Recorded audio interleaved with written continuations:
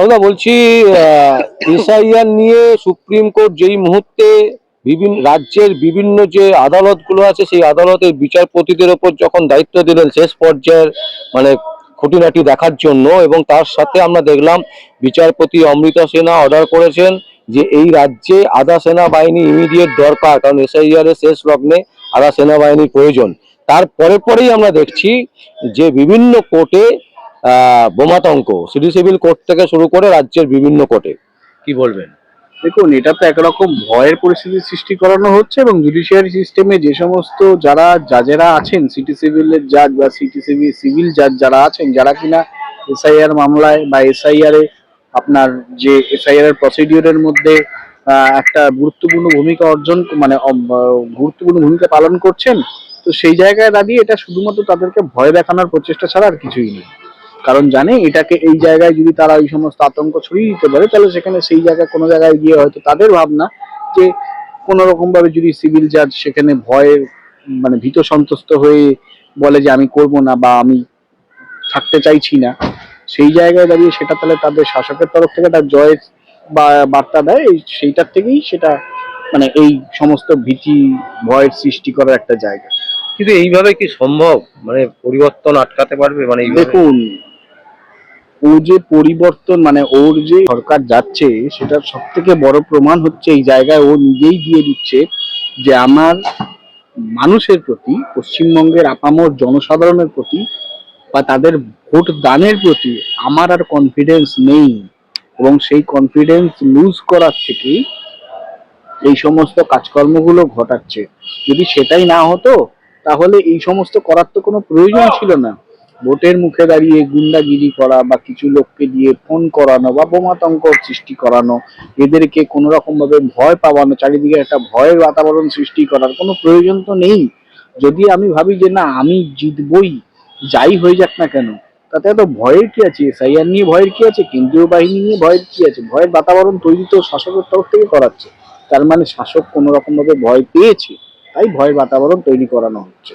বলছি এই যে বিচারপতিদেরকে ভয় আতঙ্ক, এর পরিবর্তে মানে বিচারপতিরা বা সুপ্রিম কোর্ট কি কোনো কিছু সুপ্রিম কোর্ট অলরেডি রায় দিয়েছে, সুপ্রিম কোর্ট অলরেডি জাজমেন্ট দিয়ে দিয়েছে যে বিচারপতিদের মানে নিরাপত্তা সুনিশ্চিত করতে হবে, সুনিশ্চিত করার দায়িত্ব ডিজিপি কে নিতে হবে। সেক্ষেত্রে যদি ডিজিপি ফেইলিওর হয়, তাহলে সেক্ষেত্রে সেই জায়গাতে ডিজিপি জানে আর জুডিশিয়ারি সিস্টেম জানে, এবং সুপ্রিম কোর্ট থেকে তো পরিষ্কার বলা হয়েছে যে সমস্ত জাজেরা থাকবেন, সিভিল জাজ থাকবেন, তারা উড়িষ্যা এবং বিহার থেকে আগত হতে হবে, রিটায়ার্ড জাস্টিস যারা রাজ্যের নয়, মানে রাজ্যের জাস্টিসদের মানে রাজ্যের একাধিক জাজ হয়তো কোনো কারণে কোনো জায়গায় প্রভোগ হতে পারে, সেই জায়গা থেকে সুপ্রিম কোর্ট সেই দৃষ্টিকোণ থেকে বলেছে যে সমস্ত সিভিল জাজরা থাকবেন তারা অবশ্যই উড়িষ্যা, বিহার ওখানকার জাজ হতে হবে, প্রাক্তন জাজ বা বর্তমান জাজ হতে হবে, কিন্তু রাজ্যের জাজকে, সিভিল জাজকে এই ক্ষেত্রে নিয়োগ করা হয়নি। তার মানে সুপ্রিম কোর্টও বুঝতে পারছে কোনো জায়গায় রাজ্যের সরকারি সংগঠন বা সরকারি কর্মচারীদের যারা সরকারি সেক্টর আছে, সেই জায়গায় সুপ্রিম কোর্ট আস্থা হারাচ্ছে এবং আস্থা রাখতে পারছে না। এর থেকে তো বোঝাই যাচ্ছে যে রাজ্যের টোটাল শাসন কাঠামোটাই ফেইলিওর। আচ্ছা বলছি এই যে এত বড় একটা ভয়ঙ্কর বিষয় বোমাতঙ্ক, এই সমস্ত কারণ দেখে কি রাষ্ট্রপতি শাসন হতে পারে? মানে রাষ্ট্রপতিকে নিয়োগ, রাষ্ট্রপতি শাসন করে নির্বাচন হোক বা এসআইআর কমপ্লিট হোক। মে মাসের মধ্যে যদি এই সমস্ত প্রসিডিওর কমপ্লিট না হয়, অটোমেটিক্যালি রাষ্ট্রপতি শাসন হয়ে যাবে, আমাদের কোনো অসুবিধা নেই। আমরা প্রস্তুত, পশ্চিমবঙ্গের আপামর সাধারণ জনসাধারণ প্রস্তুত এই সরকারকে উৎখাত করে ফেলা। এবার ভোট কিভাবে হবে সেটা ঠিক করবে যারা এসআইআর প্রসিডিওরের মধ্যে যারা আছেন, বা আমরা যারা এসআইআর মামলার মধ্যে আছি, সেই টোটাল প্রসিডিওরটাতে একার হাতে নয়, তো সেই জায়গায় দাঁড়িয়ে সেখানে প্রসিডিওর ঠিক হবে এবং স্ট্র্যাটেজি ঠিক হবে। সেখানে 15 তারিখের মধ্যে এই 28 তারিখের মধ্যে লিস্ট ইলেকট্রাল রোল বের করতে বলেছে, 28 তারিখের মধ্যে ইলেকট্রাল রোল বের আশা করি হয়ে যাবে, যেখানে নির্দেশ আছে সুপ্রিম কোর্টে। তো সেই জায়গায় দাঁড়িয়ে কাজটা সম্ভব, কিন্তু কাজটা দ্রুততার সাথে সম্ভব। কিন্তু এইরকম যদি ভয় দেখিয়ে যদি ভাবে যে কাজটাকে বিলম্বিত করবে, আখেরে লাভ কিন্তু জনসাধারণের হবে এবং আখেরে লাভ কিন্তু বিরোধীদের হবে। আখেরে কখনো লাভ সরকারের হবে না, কারণ সরকারের লাভ এই কারণে হবে না, সরকারের মেয়াদ 3রা মে পর্যন্ত, তাহলে তারপরে আর সরকারের ক্ষমতা নেই। তাহলে তারপরে যদি জিনিসটাকে মানে লেন্দি করে, তাহলে সেটা রাষ্ট্রপতি শাসনের দিকে যাবে। সরকার ঠিক করবে সরকার কিভাবে ভোট করাবে। আচ্ছা, এরকম কি হতে পারে সুপ্রিম কোর্টে আবেদন করে যে এই এসআইআর প্রসেস যেহেতু কমপ্লিট হয়নি তাই আমাদের সময় দেওয়া হোক সেটা 1 কখনোই মাসের? সম্ভব না। সেটা এটা কোনো বালকিলতা না। সুপ্রিম কোর্টটা কোনো সার্কাসের ময়দান না যে আমি ইচ্ছা হলো গেলাম, ইচ্ছা হলো প্রেয়ার করলাম। এটা সুপ্রিম কোর্টটা কখনো সার্কাসের ময়দান না। আর সুপ্রিম কোর্টের জাজেরা সার্কাসের জোকার নন। ওনারা যথেষ্ট এফিসিয়েন্ট, ওনারা বিচক্ষণতার সাথে এই রায় দিয়েছেন এবং ওনারাও বুঝতে পারছেন পশ্চিমবঙ্গে সরকারি কর্মচারীদের কি অবস্থা।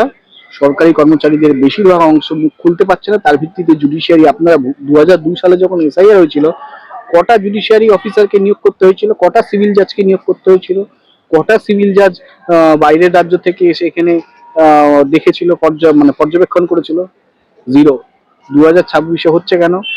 বুঝতে হবে সরকারি কর্মচারীদের থেকে খোদ সুপ্রিম কোর্টের যারা জাজ আছেন ওনারাও সন্তুষ্ট নয়। আর সেই জন্য বাইরের রাজ্য থেকে জাজ এনে এখানে অবজারভেশন করার জন্য সুপ্রিম কোর্টকে রায় দিতে হচ্ছে। এটা পশ্চিমবঙ্গ রাজ্যের লজ্জা যে পশ্চিমবঙ্গ রাজ্যটা কোন জায়গায় নিয়ে চলে গেছে আমাদের ক্ষমতাসীন দল এবং তার ক্ষমতায় থাকা রাজ্যে চৌর্যবৃত্তি করার চোর মুখ্যমন্ত্রী। সুপ্রিম কোর্টে তো ধরুন অনেকগুলো মামলা পেন্ডিং আছে, সেক্ষেত্রে কি হবে এই মামলাগুলো?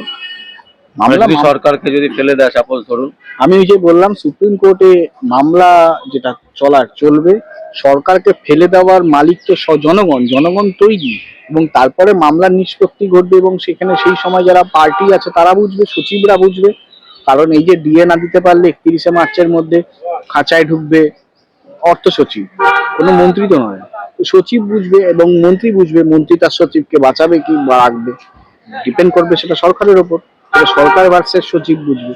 সেখানে জনসাধারণ বা দিয়ে যারা মানে প্রাপক তাদের তো কোনো দায় নেই, দায় হচ্ছে সরকারের, বাঁচানোর দায়, সচিবকে বাঁচানোর দায়। ঠিক করবে সরকার, বাঁচাবে না ঢোকাবে ভেতরে, গাঁড়োতে ঢোকাবে, ঠিক করবে সরকার। তার সচিবকে বাইরে রাখবে না ভেতরে রাখবে। সচিব ভার্সেস সরকার মানে গভর্নমেন্টে যারা আছে মন্ত্রী তারা বুঝবে। অ্যাডমিনিস্ট্রেশন ভার্সেস গভর্নমেন্ট তো হয়ে গেছে, এটা নতুন করে কিছু বলার নেই। বলছি এই যে বোমাতঙ্ক এর ফলে মানে কোর্টগুলো কি কি পদক্ষেপ নিতে পারে, কোর্টের বিচারপতিরা কি কি পদক্ষেপ নেবেন? দেখুন, সুনিশ্চিত বিচারপতিদের সুরক্ষিত মানে আপনার বিচারপতিদের নিরাপত্তা বলা সুনিশ্চিত করার দায়িত্ব DGP as per the supreme court verdict.